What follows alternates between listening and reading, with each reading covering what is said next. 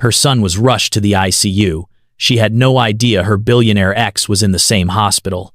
The doctor said 3 words that shattered her world. "We're rushing him to the ICU." She ran through the hospital halls, praying, crying, begging God to save her son. What she didn't know was that, just 2 floors above her, the man who once abandoned them, her billionaire ex-husband, was in the same hospital, sitting comfortably beside his new wife. And in a few minutes, their paths would collide.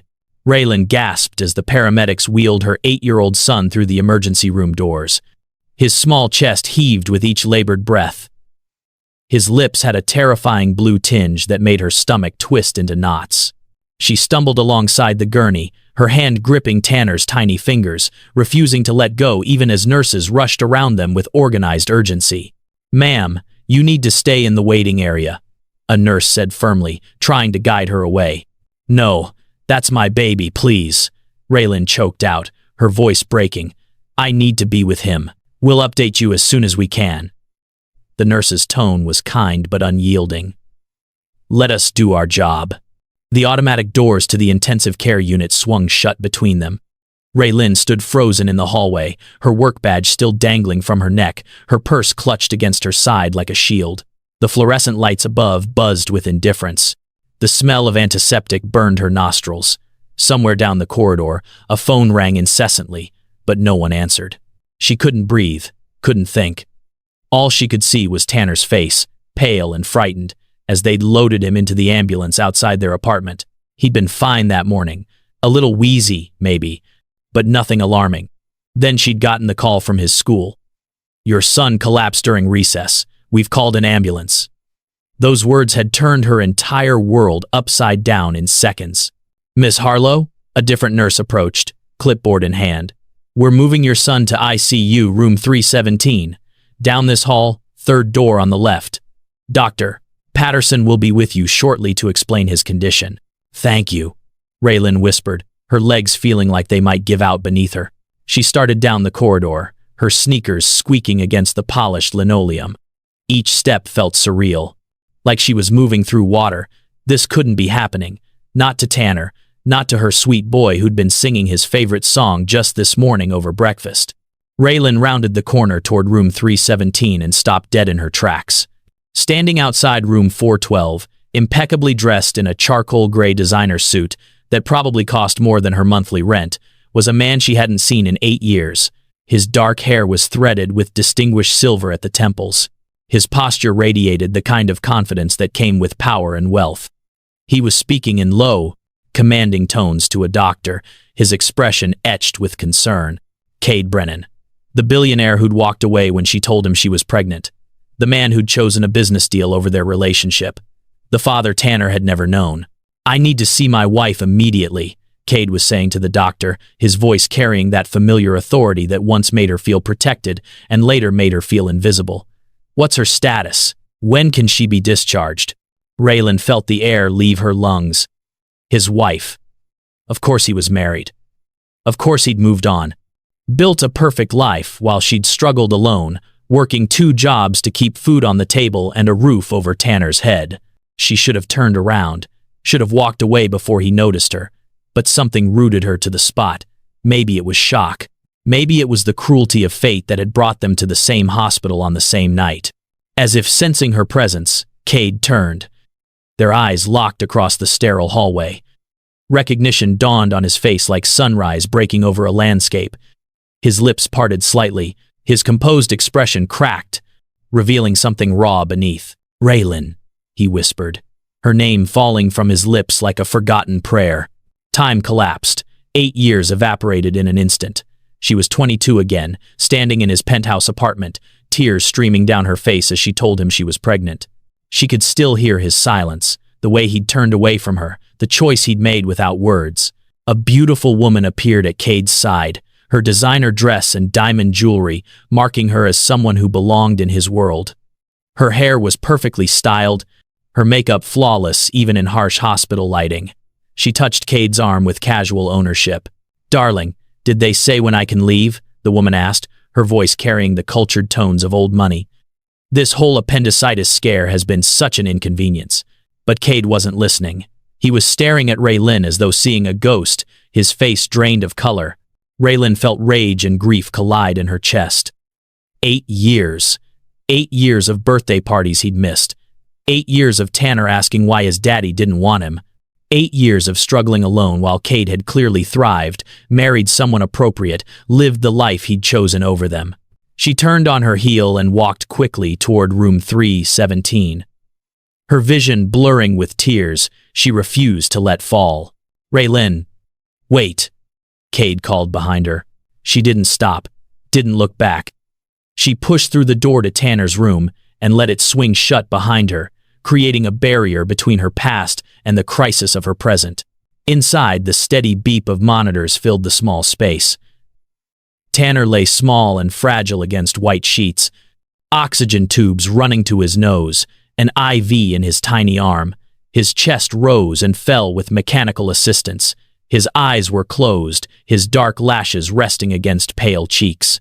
"Oh, baby," Raylin whispered, rushing to his bedside. She took his hand gently, careful not to disturb the IV. "Mommy's here. You're going to be okay." A nurse was adjusting one of the monitors, her movements efficient and practiced.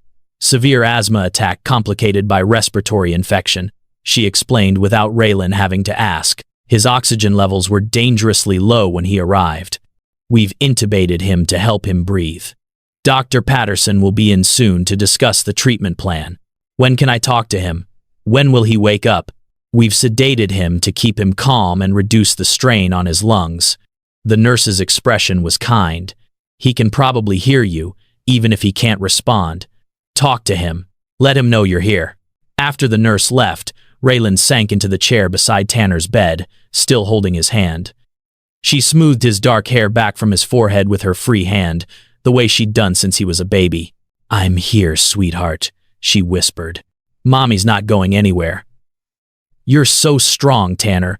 You're going to fight this and come home, and we'll watch all your favorite movies and eat ice cream for breakfast if you want." Her voice broke on the last words. The tears she'd been holding back finally spilled over, sliding hot and silent down her cheeks. A soft knock on the door made her look up. Through the glass wall, she could see Cade standing in the hallway. He'd removed his suit jacket. His tie was loosened. He looked uncertain in a way she'd never seen him before, not even when they were together. Raylin stood abruptly, anger flooding through her veins. She stepped into the hallway, pulling the door closed behind her to shield Tanner from whatever confrontation was about to happen. "What do you want?" Her voice was low and fierce. "Raylin, Cade began, then seemed to lose his words. He stared at her, his gray eyes searching her face as if trying to reconcile the woman before him with his memories. "You need to leave," Raylin said flatly. "My son needs me, and I don't have time for whatever this is." "Your son." The words seemed to hit him physically. Raylin felt ice flood her veins. "None of your business." Cade's gaze shifted to the room behind her, to the small form in the hospital bed. Even from the hallway, the resemblance would be visible to anyone who looked. Tanner had Cade's dark hair, the same determined set to his jaw even in sleep, the shape of his eyebrows. "Raylin, please." Cade's voice dropped to barely above a whisper. "How old is he?" She could have lied, should have lied, but exhaustion and fear and 8 years of carrying the weight alone made her reckless. 8, she said, watching his face carefully. "He's 8 years old." The math was simple enough. The truth landed between them like a detonation. "Is he mine?" Cade asked, his voice shaking now. Raylin laughed, a sharp sound devoid of humor. "Now you care? Now, when he's lying in a hospital bed fighting to breathe, you suddenly want to know?" "I didn't." Cade stopped, ran a hand through his hair, disrupting its perfect styling. "I didn't know you were still pregnant. You said you were terminating." "What?" Raylin felt the ground shift beneath her feet. "The email," Cade pressed. "March 15th, 8 years ago. You said you decided to terminate the pregnancy and needed space. That you were returning the money I'd sent and didn't want further contact." Raylin stared at him, her mind racing. "I never sent that email." "You did. I have it saved," you said. "I never sent any email, Cade." Raylin's voice rose despite herself. "I called you. 3 times from the hospital after Tanner was born. You never answered. You made your choice clear. That's not possible. Cade's face had gone pale. I would have answered. I would have come. A nurse appeared in the doorway behind Raylin. Excuse me. Visiting hours technically ended 30 minutes ago. Family only at this point. Please, keep voices down. This is an ICU. I'm his mother, Raylin said immediately. The nurse nodded, then looked expectantly at Cade. I'm his father, Cade said quietly, the words seeming to reshape reality around them. Raylin opened her mouth to protest, but what would she say? Biologically, it was true, even if he'd never earned the title in any meaningful way. 10 more minutes, the nurse said firmly. Then you both need to decide who's staying overnight. After she left, silence stretched between them, broken only by the muffled beeping of Tanner's monitors through the door. Someone sent that email, Cade said finally, his voice hollow. Someone intercepted our communications. Your father, Raylin said, the pieces clicking into place with sudden, horrible clarity. He never approved of me, said I was a distraction from your potential. Cade's jaw clenched. He was in Singapore with me when you called. He took calls when I was in meetings, said you'd changed your mind about everything. He told me you were closing a massive deal. Raylin continued, her voice shaking with rage at the manipulation that had cost them 8 years. That you'd made it clear a baby didn't fit into your plans. I never said that. Cade's eyes met hers, and she saw genuine anguish there. I was shocked when you first told me you were pregnant. Yes. We were young. I was trying to build the company, but I never said I didn't want our child. Then why didn't you fight for us? The question came out broken. Why didn't you come after me? I thought you didn't want me to, Cade said simply. You rejected my proposal. Then the email said you were ending the pregnancy. I tried to call you back after Singapore, but your number was disconnected. The university said you'd graduated and they couldn't give out forwarding information. Raylin closed her eyes, seeing their past with new clarity. His father had orchestrated everything, had separated them deliberately, completely, had stolen not just their relationship but Tanner's chance to know his father. Where is he now? Raylin asked quietly. Your father? Dead, Cade said flatly. 2 years ago, heart attack. The finality of it, the impossibility of ever confronting the architect of their destruction, left Raylin momentarily speechless. Mom? A weak voice called from inside the room. Raylin turned immediately, pushing back into Tanner's room. He was awake, his eyes cloudy with medication but open, looking for her. I'm here, baby, she said, taking his hand again. How do you feeling? Tired, Tanner whispered through the oxygen mask. Chest hurts. I know, sweetheart. The medicine is helping. Just rest. Tanner's gaze drifted past her to Cade, who had followed her into the room and now stood frozen at the foot of the bed. Who's that? Tanner asked, his voice small and confused. Raylin glanced at Cade, seeing the raw emotion on his face as he looked at his son for the first time with full knowledge of who he was. She saw his hands clench at his sides, saw him swallow hard. Just a doctor, honey, Raylin lied smoothly, shooting Cade a warning look. Go back to sleep. But Tanner's eyes had already closed again, exhaustion pulling him back under. Cade stood motionless, staring at the small figure in the bed. When he finally spoke, his voice was hoarse. He has my mother's chin. Her eyes. Raylin said nothing, just watched her ex-lover seeing their son for the first time. What's his name? Cade asked, not looking away from Tanner. Tanner Reed Harlow. Harlow, Cade repeated, not Brennan. You weren't there to sign the birth certificate, Raylin said, the simple fact a knife between them. Cade nodded slowly, accepting the blow. What's wrong with him? What happened? Severe asthma attack. Respiratory infection complicated it. Raylin kept her voice clinical, factual. They're monitoring him closely. The next 24 hours are critical. What do the doctors say? What's the prognosis? What treatment are they? Cade, Raylin cut him off firmly. You don't get to walk in here after 8 years and start making demands. You don't get to suddenly care because it's convenient. This isn't about convenience, Cade said, his voice rising before he caught himself, glancing at Tanner's sleeping form. He lowered his tone. That's my son lying in that bed. No. Raylan whispered fiercely. That's my son. You forfeited any claim to parenthood when you chose your business deal over us. I didn't choose anything, Cade said desperately. I was manipulated. We both were. The result is the same, Raylan said coldly. Tanner has spent 8 years without a father. 8 years of asking why his daddy doesn't want him. 8 years of me making excuses I didn't even understand. Cade looked stricken. What did you tell him? About me? The truth. That his father couldn't be with us, but that he would have loved Tanner if he'd known him. Something in Cade's expression crumbled. Thank you, he said quietly, for not making me the villain. I never wanted Tanner to feel that half of himself came from someone who didn't matter. They stood in tense silence, the weight of lost years pressing down on them both. I need to speak with his doctors, Cade said finally. I need to understand his condition, his treatment options, what resources. Absolutely not, Raylan said immediately. You don't have any right. I have every right. He's my son. A son you didn't know existed until 20 minutes ago.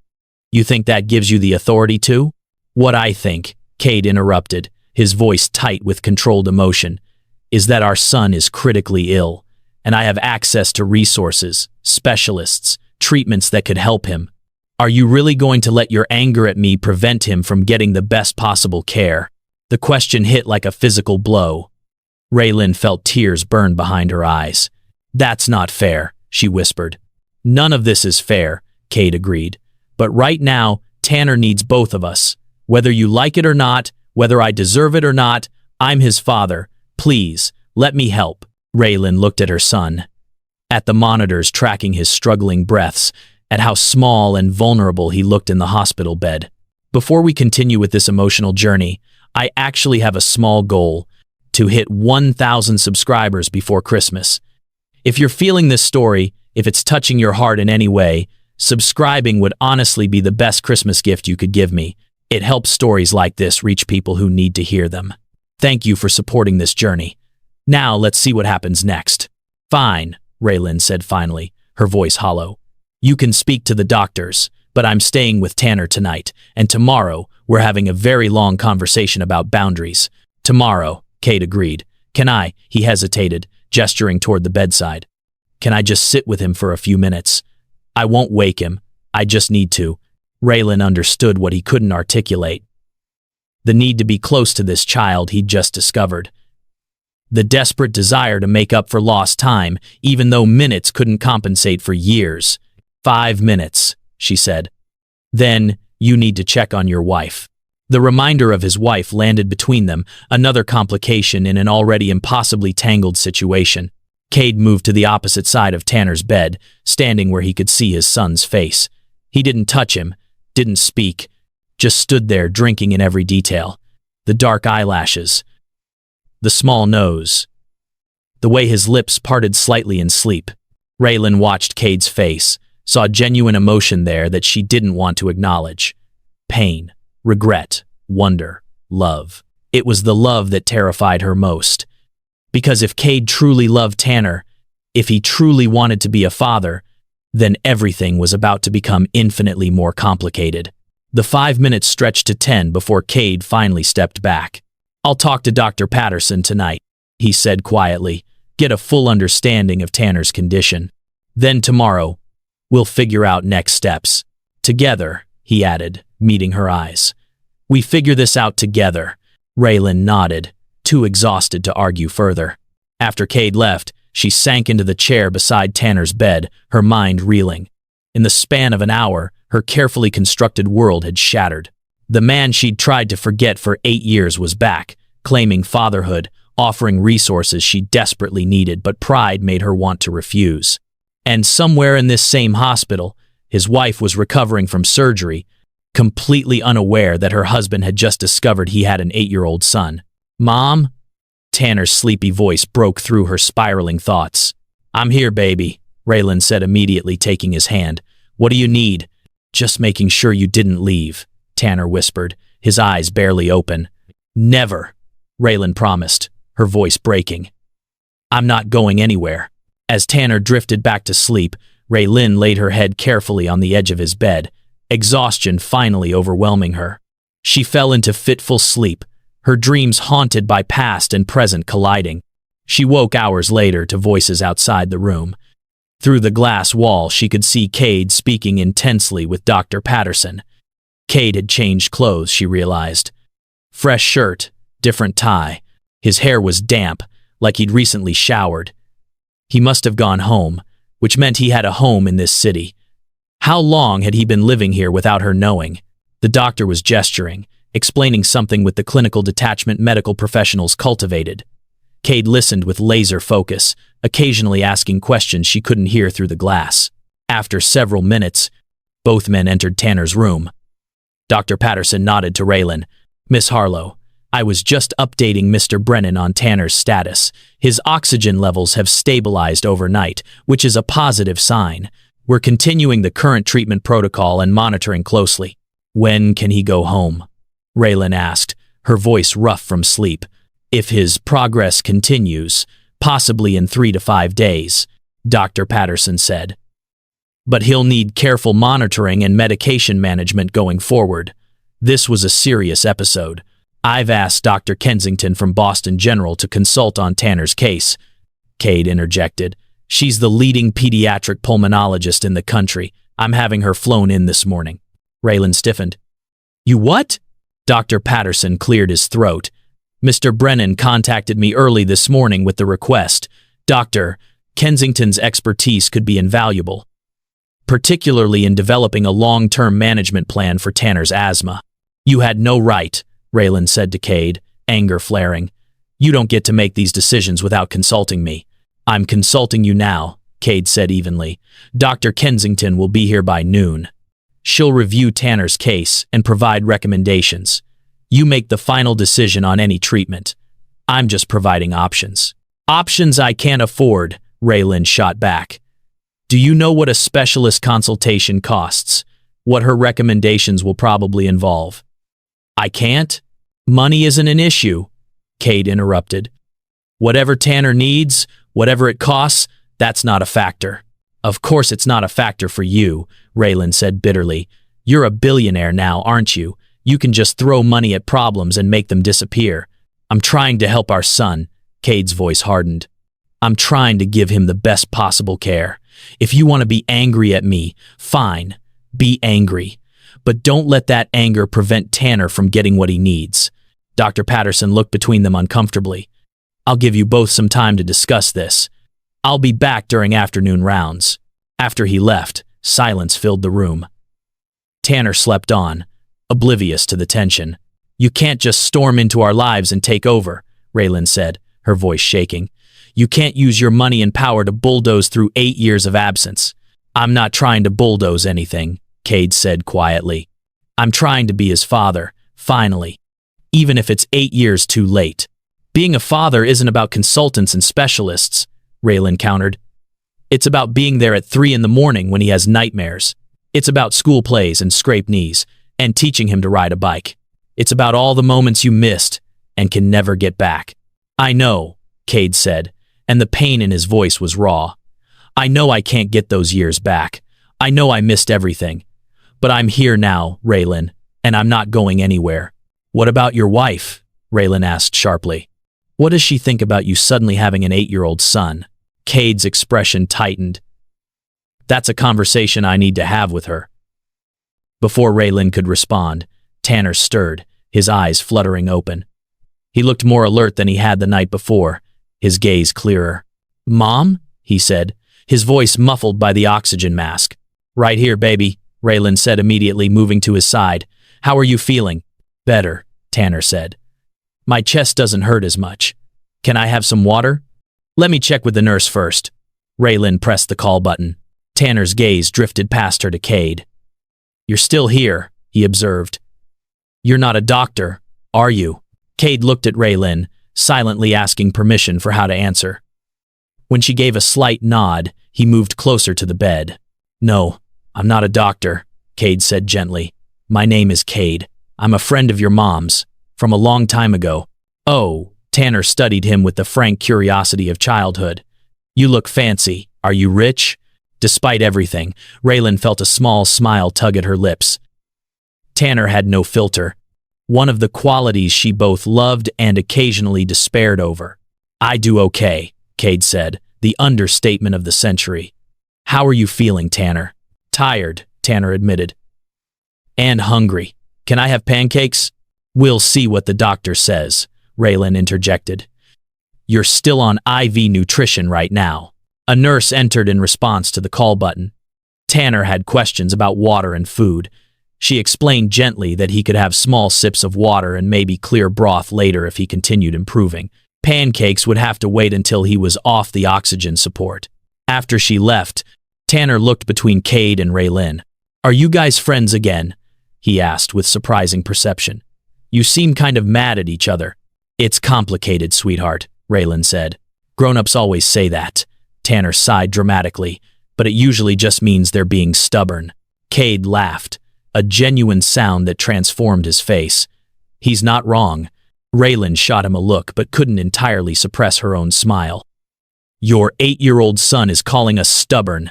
"Because you are," Tanner said matter-of-factly. "When me and my friend Jackson fight, we just say sorry and play together again." "Why can't grown-ups do that?" "Because grown-up problems are more complicated than playground disagreements," Raylan explained. "Are they, though?" Tanner challenged. "Seems like you either want to be friends or you don't." The simple logic of children cut through years of complexity. Raylan met Cade's eyes across the hospital bed, saw her own emotions reflected there. Pain, regret, possibility. "Your son is very wise," Cade said softly. "He gets it from me," Raylan replied, managing a real smile for the first time since this entire nightmare began. Over the next hour, they settled into an uneasy truce, focused entirely on Tanner. Cade proved surprisingly good at keeping an 8-year-old entertained, despite the limitations of a hospital bed. He told carefully edited stories from his business travels, making Tanner laugh with tales of mishaps and cultural confusions. Raylan watched them together, seeing the undeniable connection, the way they both talked with their hands when excited, the identical tilt of their heads when considering something, the same crooked smile. At noon, Dr. Kensington arrived. She was a woman in her 50s with steel-gray hair and the confident demeanor of someone who'd saved countless lives. She spent an hour examining Tanner, asking questions, reviewing his medical history with Raylan. "His asthma has been manageable up until now," Raylan explained. "We've had to use his rescue inhaler occasionally, but nothing like this." "Has there been any recent exposure to new environments?" Dr. Kensington asked. "New pets? Changes in living situation? Unusual weather patterns?" Raylan thought carefully. "The apartment building started construction 2 weeks ago in the unit next door. Lots of dust and debris. That could certainly be a trigger," Dr. Kensington made notes. "We'll need to ensure his living environment is properly managed going forward." The consultation continued. Dr. Kensington was thorough, compassionate, and clearly brilliant. By the end, she'd outlined a comprehensive treatment plan that included medication adjustments, environmental controls, and regular monitoring. "I'd like to see Tanner monthly for the next 6 months," Dr. Kensington said. "We need to get his asthma under better control so episodes like this don't recur." After she left, Raylan sat heavily in the chair beside Tanner's bed.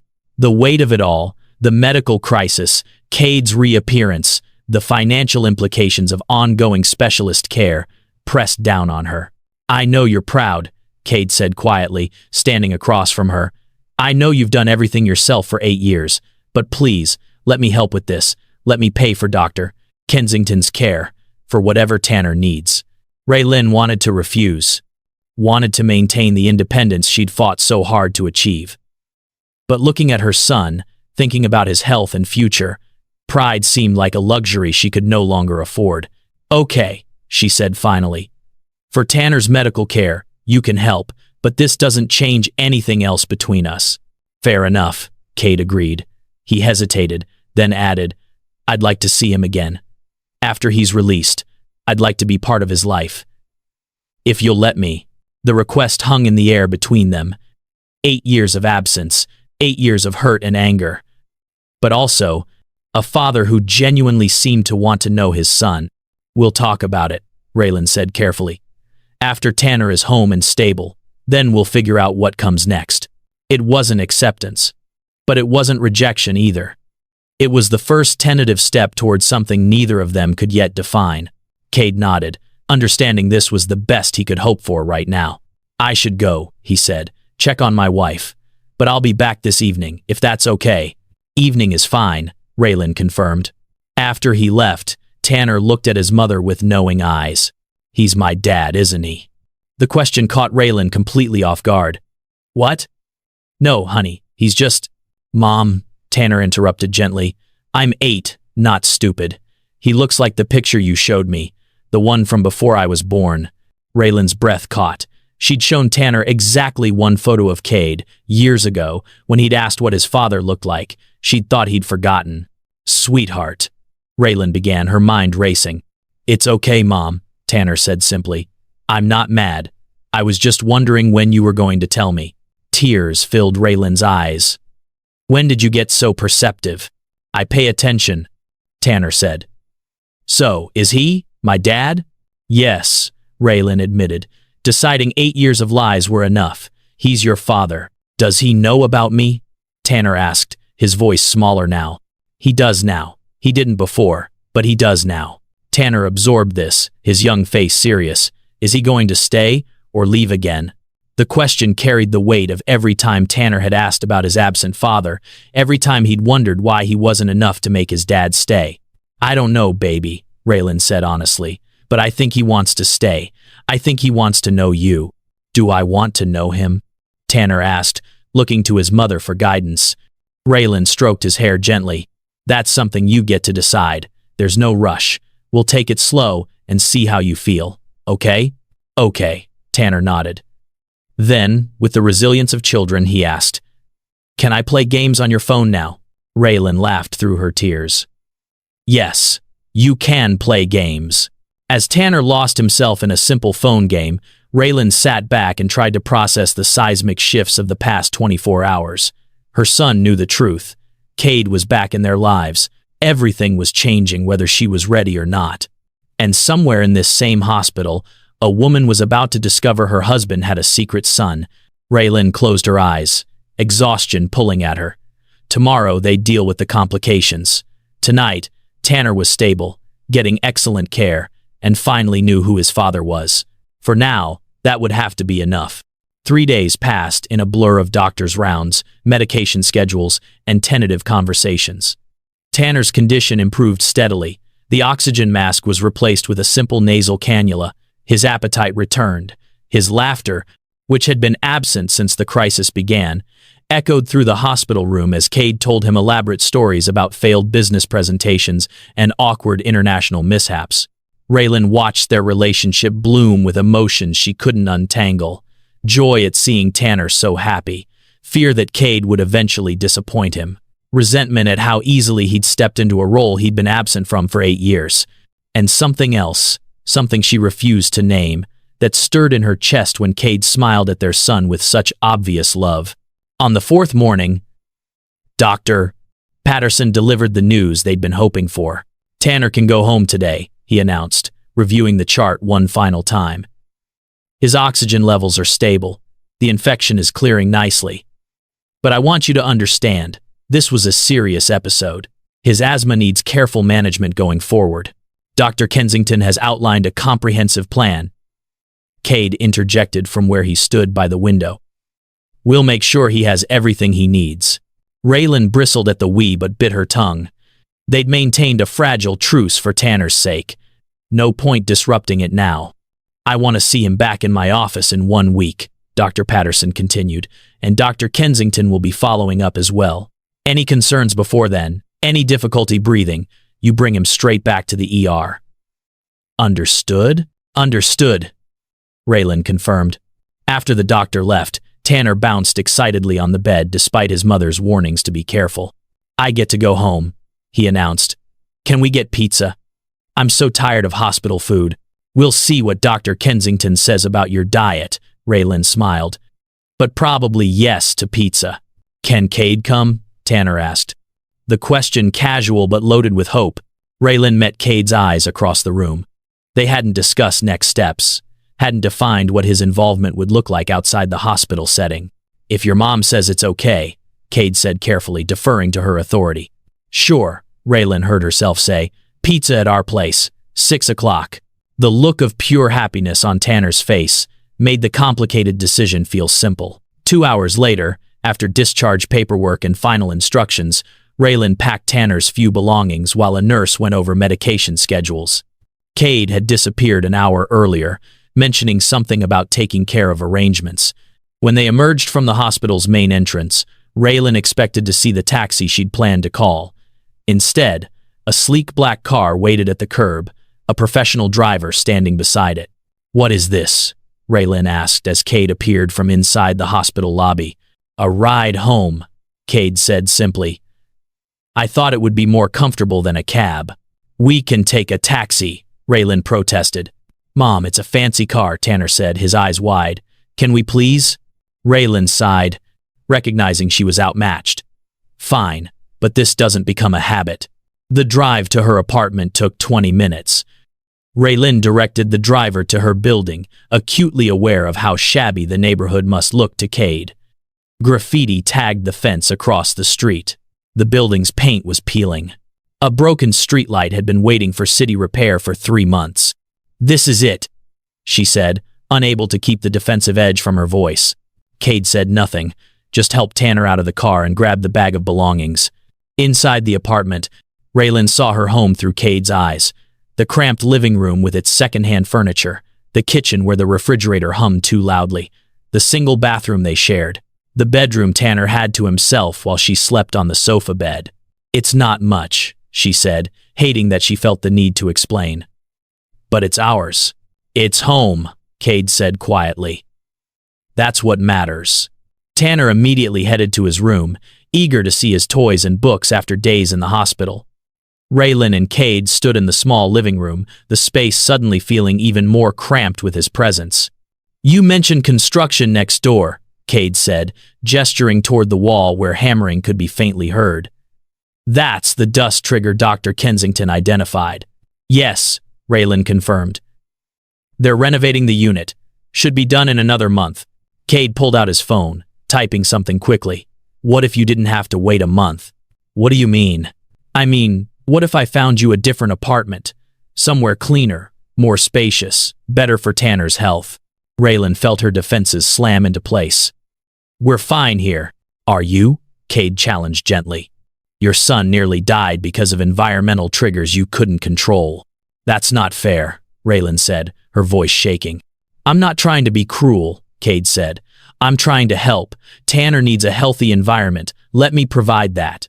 So you can what? Swoop in and save the day? Prove that money solves everything?" "No," Cade said firmly. "So our son doesn't end up back in the ICU." The truth of it hit hard. Raylan looked around her apartment, seeing it not as the home she'd worked so hard to provide, but as the place that had nearly cost her Tanner's life. "I need to think about it," she said finally. "Fair enough," Cade accepted. "But think quickly. Every day here is a risk." Before Raylan could respond, Tanner called from his bedroom. "Mom, can Cade see my Lego collection?" The tension broke. Cade looked at Raylan, silently asking permission. "Go ahead," she said, needing a moment alone anyway. While Cade joined Tanner in the bedroom, their voices rising in animated discussion about spaceships and construction techniques, Raylan sank onto her sofa bed. Everything was changing too fast. A week ago, her life had been difficult, but predictable. Now Cade was back, offering solutions she was too proud to accept, but too practical to refuse. Her phone buzzed, a text from an unknown number. "This is Sloane Brennan, Cade's wife. We need to talk." Raylan stared at the message, her stomach dropping. Of course, she'd almost forgotten about the other woman in this complicated equation, the wife who'd been in the hospital for appendicitis while her husband discovered his secret son. "How did you get my number?" Raylan typed back. The response came quickly. Cade left his phone unlocked. "I saw your messages about tonight. I know everything. I'm coming to your apartment. We need to have a conversation before this goes any further." Raylan's hands trembled as she read the message. This was it. The confrontation she'd been dreading. If you're captivated by where this story is going, take a moment to hit that subscribe button. We're so close to 1,000 subscribers, and your support means everything. Sharing these stories with you is the best part of what I do. Now let's see what happens when past and present collide. I'll be there in an hour, Sloane's message continued. Be ready. Raylan didn't respond. What could she say? She'd been the other woman 8 years ago, pregnant and abandoned. Now she was the mother of a child who disrupted someone else's marriage. The moral high ground was nowhere to be found. Cade emerged from Tanner's room, his expression lighter than she'd seen it since the hospital. He's incredible, Cade said. So smart, so creative. You've done an amazing job raising him, Raylan. Before she could respond, before she could tell him about Sloane's impending arrival, Tanner appeared in the doorway. Mom, I'm tired, he said, rubbing his eyes. Can I take a nap? Of course, baby. Raylan stood immediately, grateful for the distraction. Let me get you settled. After tucking Tanner into bed with strict instructions about using his inhaler if he felt any breathing difficulty, Raylan returned to the living room. Cade was looking at photos on her wall, a collection of Tanner through the years. Birthday parties, school photos, Halloween costumes. I missed all of this, Cade said quietly, his finger hovering over a photo of Tanner at age 3, gap-toothed and grinning. His first day of preschool, his first lost tooth, learning to ride a bike. I know, Raylan said, her anger softening slightly at the genuine pain in his voice. I can't get those years back, Cade turned to face her, but I can be here for everything going forward, if you'll let me. It's not that simple, Raylan began. Why not? Cade challenged. I'm his father. I want to be in his life. I want to support both of you. What's complicated about that? Your wife, for starters, Raylan said. Speaking of which, she's on her way here. She texted me. She knows everything. Cade's expression shifted, something like guilt crossing his features. I was going to tell her. I just needed to find the right time. Well, she found out anyway. And she's coming here in less than an hour. So, maybe you should leave before this gets even messier. I'm not leaving, Cade said firmly. This is my responsibility. I'll talk to Sloane. Here, in my apartment, with Tanner sleeping in the next room? She's my wife. I need to face this. Ex-wife, apparently, Raylan shot back. Or did you forget to mention you're getting divorced? Cade ran a hand through his hair, frustration evident. We're separated. The divorce isn't finalized yet, but it will be. That was decided before I knew about Tanner. How convenient, Raylan said sarcastically. It's not convenient. It's complicated and painful and exactly the mess you think it is. But Sloane and I, we weren't working long before this. Tanner didn't destroy my marriage, Raylan. My marriage was already over. Before Raylan could respond, a sharp knock sounded at the door. They both froze, staring at each other. That was less than an hour, Raylan whispered. Sloane was never good at waiting, Cade said grimly. The knock came again, more insistent this time. Raylan moved to the door, taking a deep breath before opening it. The woman standing in the hallway was different from the polished figure Raylan had glimpsed at the hospital. Sloane Brennan wore jeans and a simple sweater, her hair pulled back in a ponytail, her face free of makeup. She looked tired, hurt, and absolutely furious. So you're her, Sloane said, her voice tight. The one from before. I'm Raylan, she said, refusing to be reduced to the one from before. You want to come in, or would you prefer to have this conversation in the hallway where my neighbors can hear? Sloane brushed past her into the apartment, her eyes immediately finding Cade. Of course you're here, she said, her voice dripping with bitterness. Playing happy family already? Sloane, Cade began, but she cut him off. Don't. I don't want to hear your explanations or your justifications. I want the truth. All of it. Now, there's a child sleeping in the next room, Raylan said firmly. Whatever conversation we're having it quietly. Sloane's expression softened slightly. The son. Tanner. How old did you say he was? 8, Cade answered. He's 8 years old. So you slept with her while we were dating, Sloane said, the math clicking into place. Before we were engaged. I didn't know she was pregnant, Cade said. My father intercepted our communications. I thought Raylan had terminated the pregnancy and didn't want contact. I only found out about Tanner 4 days ago when I saw Raylan at the hospital. Sloane laughed, a harsh sound. Your father. Of course. Everything always comes back to that manipulative bastard, doesn't it? He's dead, Cade said quietly. We can't confront him. We can't get answers. All we can do is deal with the consequences. Consequences, Sloane repeated.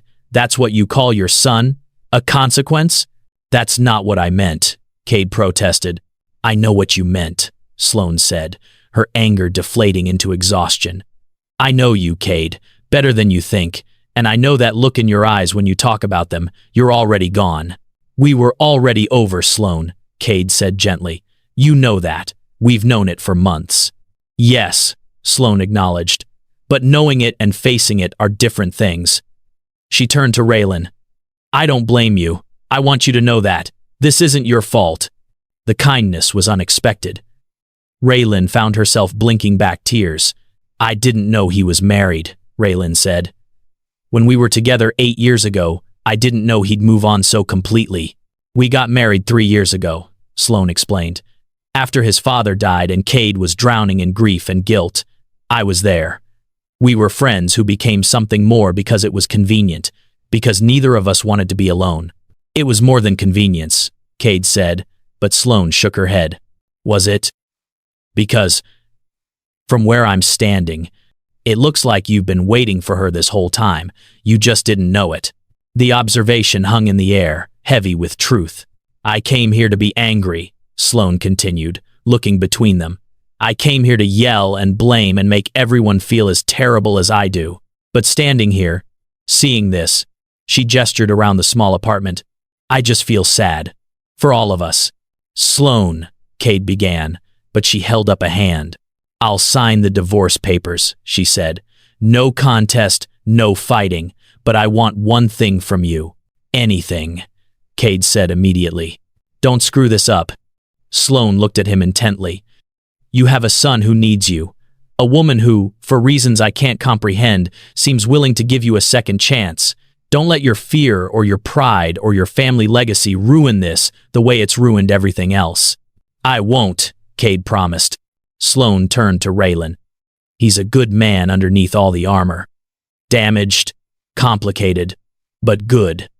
If you're going to let him into your life, into your son's life, make him earn it. Don't let him buy his way in.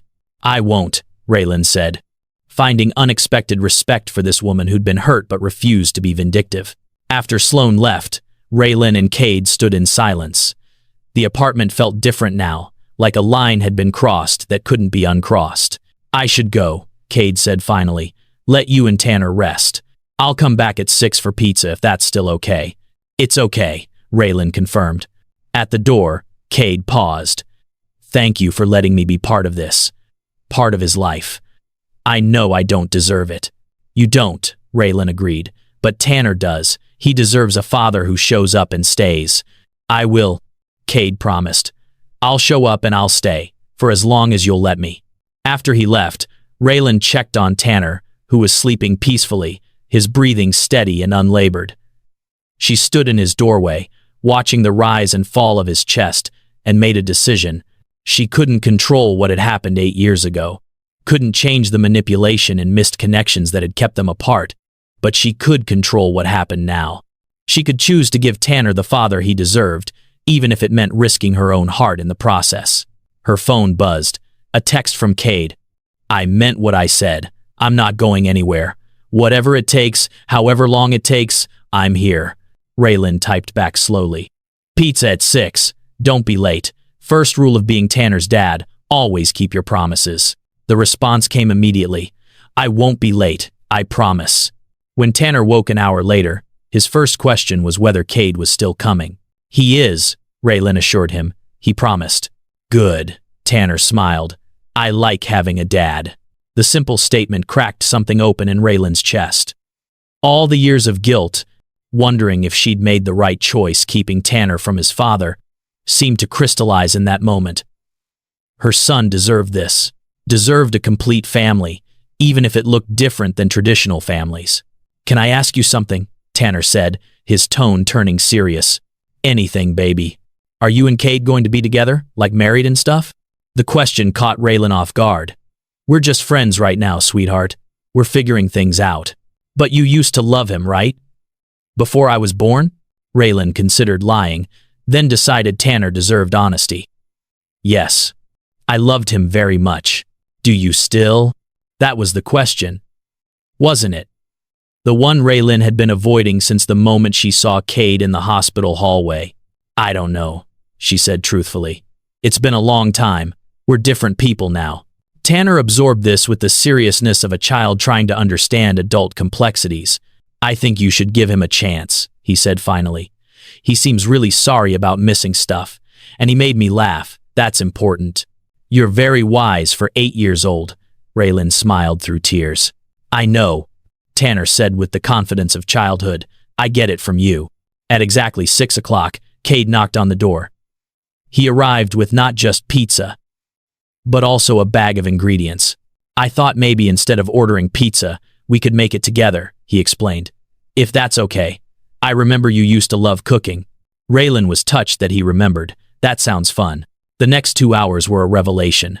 Cade and Tanner worked together making pizza dough from scratch, flour ending up on both their faces.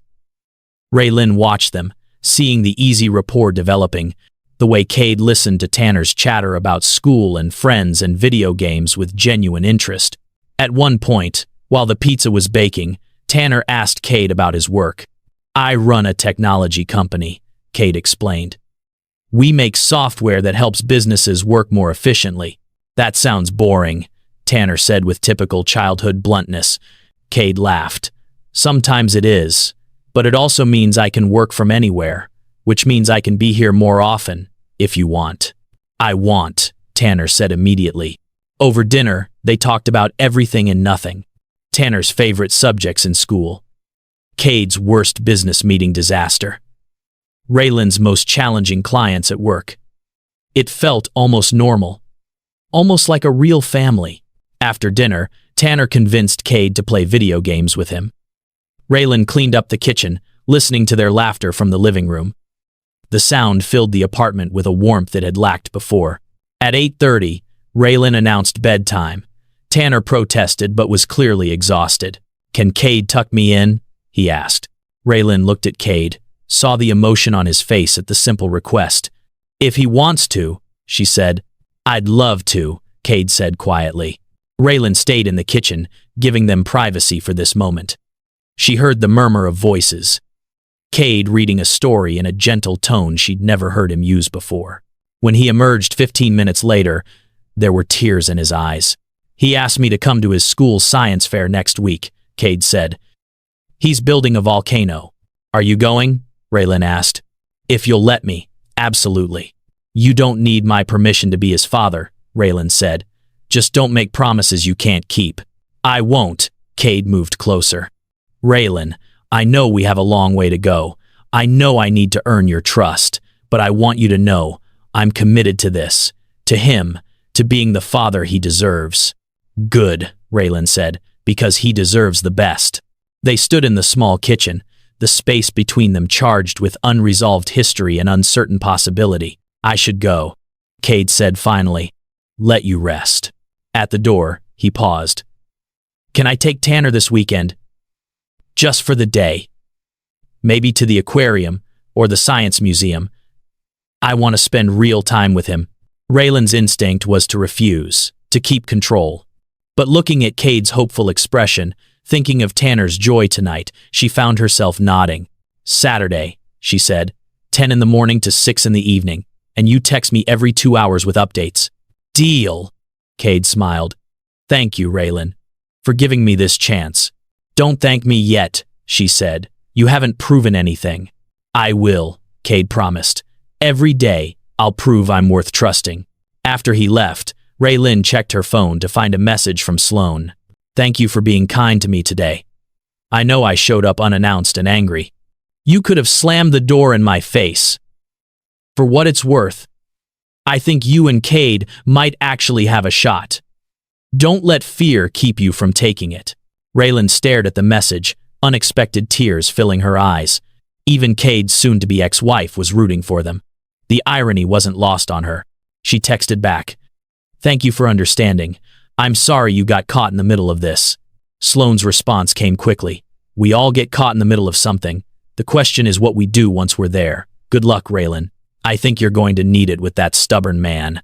Despite everything, Raylan smiled. The week that followed established a new rhythm. Cade came by every evening after work, spending time with Tanner. He helped with homework, played games, listened to endless stories about school drama. He texted Raylan throughout the day, asking about Tanner's health, sharing articles about asthma management, seeking her input on decisions. On Wednesday, a moving company arrived at Raylan's apartment building. "What's this?" she demanded when Cade showed up that evening. "You said you'd think about moving," Cade said calmly. "I found a place. 3-bedroom apartment, 2 floors up in a building with better air quality, no construction, near Tanner's school." Before you argue, he held up a hand. "It's a rental, not a purchase. You can pay whatever you're paying now. I'll cover the difference. Think of it as child support." "You can't just make these decisions," Raylan protested. "I'm not making decisions," Cade corrected. "I'm providing options." Dr. Kensington said environment is critical for Tanner's health. "This environment," he gestured around, "isn't working." Raylan wanted to argue, but the construction noise next door chose that moment to start up again, proving Cade's point. "Fine," she said. "I'll look at the apartment, but that's all I'm promising." The new apartment was beautiful. Hardwood floors, large windows with good light, a kitchen with modern appliances. Tanner's room had built-in shelves, perfect for his books and Lego collection. There was even a small balcony overlooking a park. "Can we really live here?" Tanner asked, his eyes wide. "If your mom agrees," Cade said, looking at Raylan. She knew she was being manipulated. Knew Cade was using his resources to smooth over problems. But looking at Tanner's hopeful face, thinking about his health, she couldn't refuse. "Okay," she said, "we'll move, but I'm paying my share of the rent. No arguments." "No arguments," Cade agreed easily. They moved that weekend. Cade hired professional movers, and by Sunday evening, Raylan and Tanner were settled into their new home. The space felt enormous compared to their old apartment. Tanner ran from room to room, his laughter echoing off the walls. That night, after Tanner was asleep in his new bedroom, Raylan and Cade sat on the balcony. The city stretched out below them, lights twinkling in the darkness. "Thank you," Raylan said quietly, "for this. I know I fought it, but it's wonderful." "You don't need to thank me," Cade replied. "He's my son too. Taking care of him, taking care of you, it's not charity, it's responsibility." "Is that all it is?" Raylan asked, turning to look at him. "Responsibility?" Cade met her gaze. "No," he admitted, "it's not. These past 2 weeks, being here with you and Tanner, it's shown me what I've been missing. Not just being a father, but being part of something real, something that matters more than quarterly earnings or stock prices." "Cade," Raylan began. But he continued. "I'm not asking for anything," he said quickly. "I know we have years of damage to work through. I know trust isn't rebuilt overnight. I just want you to know that this," he gestured between them, "isn't just about Tanner for me. It's about you too." "I don't know if I can go there again," Raylan said honestly. "You broke my heart 8 years ago. Even knowing it was your father's manipulation, the pain was real." "I know," Cade said. "And I'm not asking you to forget that pain or pretend it didn't happen. I'm just asking for a chance. To prove I'm different now. That we're different now." Before Raylan could respond, her phone buzzed. A text from Dr. Kensington's office, confirming Tanner's appointment for the following week. The reminder of why they were all here, why Cade had re-entered their lives, brought reality crashing back. "I should go," Cade said, reading her expression. "Early meeting tomorrow." At the door, he paused. "The science fair is Friday. I'll pick Tanner up from school and bring him straight there. You're coming too, right?" "Wouldn't miss it," Raylan confirmed. After he left, Raylan stood in her new living room, processing everything that had changed in 2 weeks. Her son had a father, they had a safe, healthy home, and she had feelings for Cade that she'd tried to bury 8 years ago, now resurfacing with terrifying intensity. Her phone buzzed again. This time, a text from Cade. "Thank you for letting me in. I know it's not easy. I won't let you down." Either of you. Raylan stared at the message, her thumb hovering over the keyboard. Finally, she typed back. Don't make promises you can't keep. His response was immediate. This is one I can keep. Good night, Raylan. She set her phone down and walked to Tanner's room, watching him sleep in his new bed. He looked peaceful, healthy, happy. Whatever complicated feelings she had about Cade, whatever risks she was taking by letting him back into her life, this made it worth it. Her son had a father, and maybe, just maybe, she was ready to believe in second chances. Friday arrived with a flurry of nerves. Tanner had been working on his volcano project for weeks, and the science fair was a big deal. Raylan left work early to get to the school by 6 when the presentations began. She arrived to find the gymnasium transformed into a showcase of elementary science. Parents clustered around tables, kids in their best clothes explaining their projects with varying degrees of confidence. Raylan spotted Tanner's table immediately. Her breath caught at what she saw. Cade was there, crouched beside Tanner, both of them in matching white lab coats. They were demonstrating the volcano eruption to a small crowd. Tanner's explanation enthusiastic and detailed while Cade added supportive comments. They looked like father and son, not just biologically, but in the way they stood, the matching expressions of concentration, the easy partnership between them. Raylan approached slowly, her heart full. Mom, Tanner spotted her and waved frantically. Come see, we're about to do another eruption. She joined the crowd, watching as Tanner carefully added vinegar to the baking soda volcano. The eruption was perfect, red foam cascading down the papier-mâché sides while the audience applauded. That was amazing. Sweetheart, Raylan hugged him after the crowd dispersed. You did such a great job. Cade helped, Tanner said generously. He taught me about chemical reactions. You did all the hard work, Cade corrected. I just answered questions. As the evening continued, Raylan watched Cade navigate the world of elementary school parents with surprising ease. He chatted with other dads, complimented other children's projects, and never once acted like the billionaire businessman he was. Here, he was just Tanner's father, proud and present. During a quiet moment, while Tanner was showing his project to a group of classmates, a woman approached Raylan. Your husband seems wonderful, she said. Tanner talks about him constantly. You're very lucky. Oh, he's not, Raylan began, then stopped. What did it matter what this stranger thought? Actually, yes, we're very lucky. After the fair, Cade suggested ice cream to celebrate. They found a small shop near the school, sitting at a corner table while Tanner demolished a sundae nearly as big as his head. I'm so proud of you, Cade told Tanner. That presentation was incredible. Really? Tanner asked. Chocolate sauce on his chin. Really? Cade confirmed. You're going to be a brilliant scientist someday. Or a video game designer, Tanner said thoughtfully. I haven't decided yet. You have time, Raylan smiled, wiping the chocolate from his face. On the drive home, Tanner fell asleep in the back seat, exhausted from excitement. Raylan and Cade sat in comfortable silence, the radio playing softly. Thank you for tonight, Raylan said. For the lab coats and the enthusiasm and just being there. There's nowhere else I'd rather be, Cade replied. At the apartment, Cade carried a sleeping Tanner upstairs.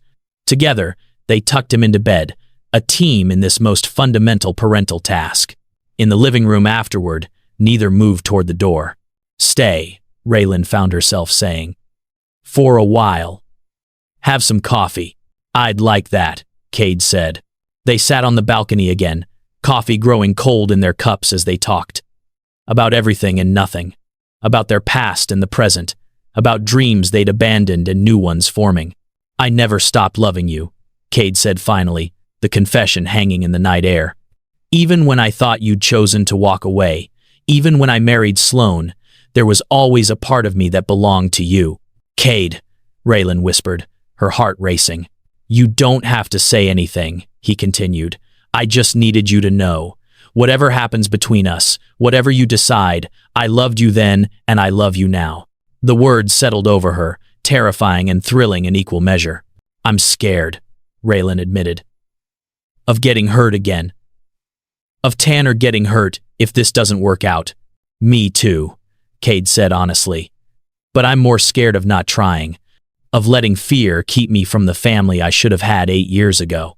Raylan looked at him, really looked at him.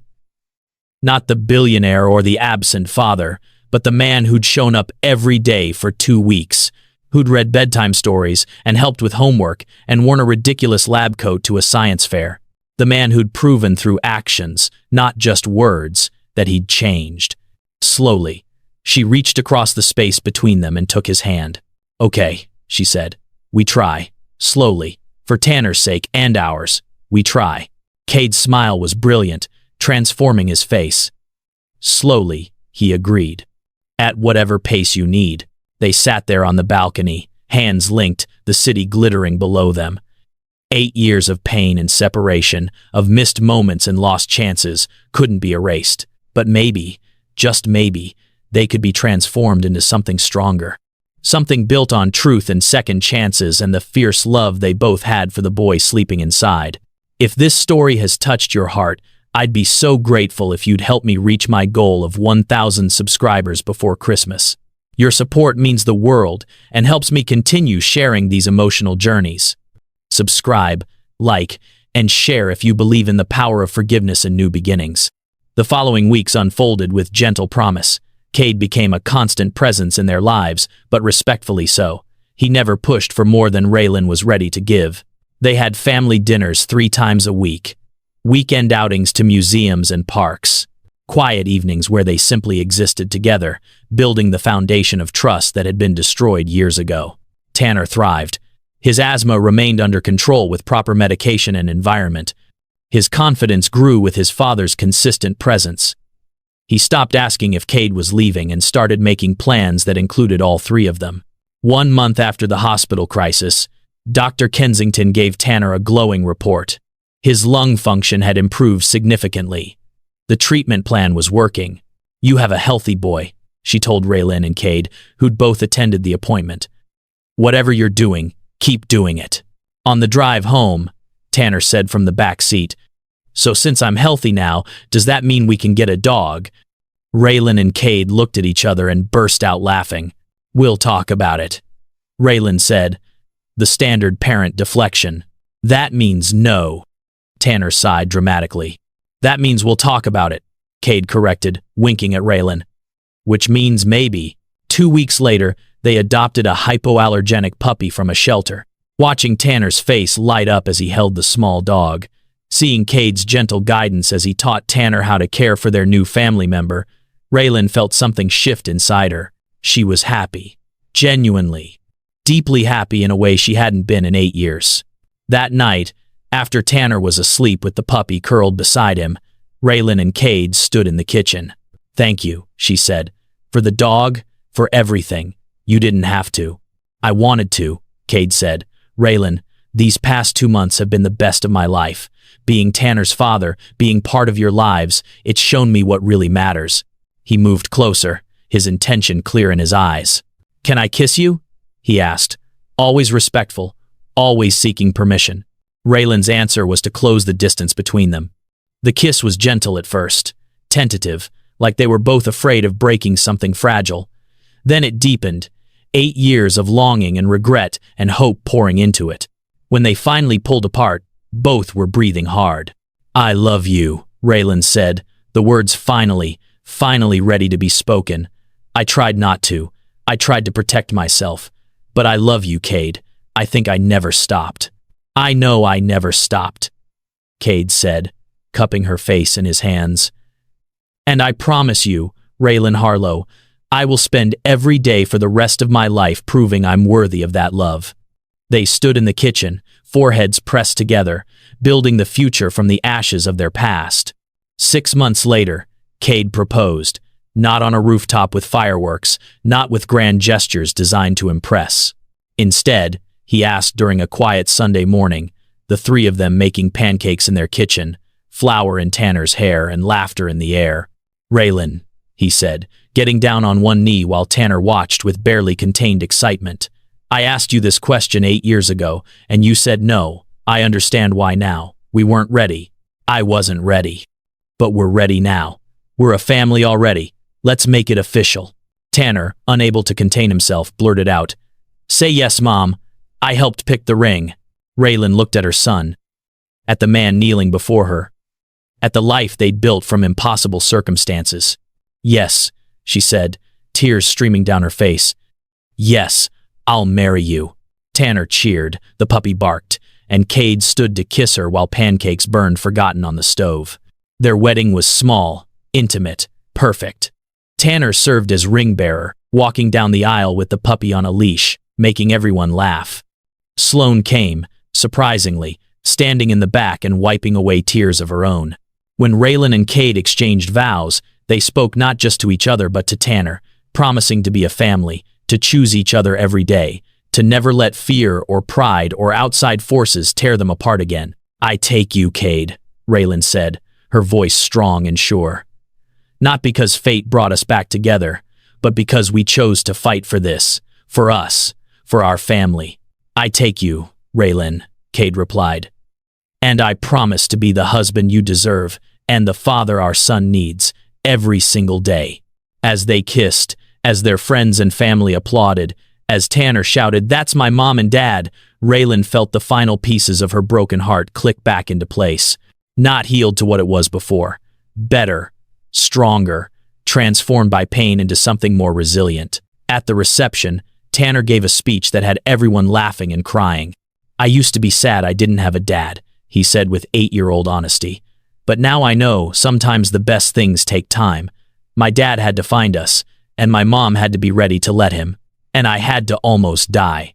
Which was scary but kind of worth it because now we're all together." The room erupted in laughter through tears.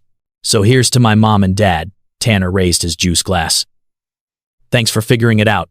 As the evening wound down, Raylan and Cade stepped outside for a moment alone. The same city that had witnessed their separation now bore witness to their reunion. "We made it," Raylan said, leaning into Cade's embrace. "We did," Cade agreed, "and it was worth every painful step." They stood there, two people who'd loved and lost and found each other again, building their happy ending not from perfection but from perseverance. Because sometimes the greatest love stories aren't about fate or destiny or love at first sight. Sometimes they're about second chances, about forgiveness, about choosing each other not once but over and over again through pain and fear and all the obstacles life throws in the way. Sometimes the greatest love stories are about finding your way back home. And for Raylan, Cade, and Tanner, home was finally, beautifully, completely where they were meant to be, together.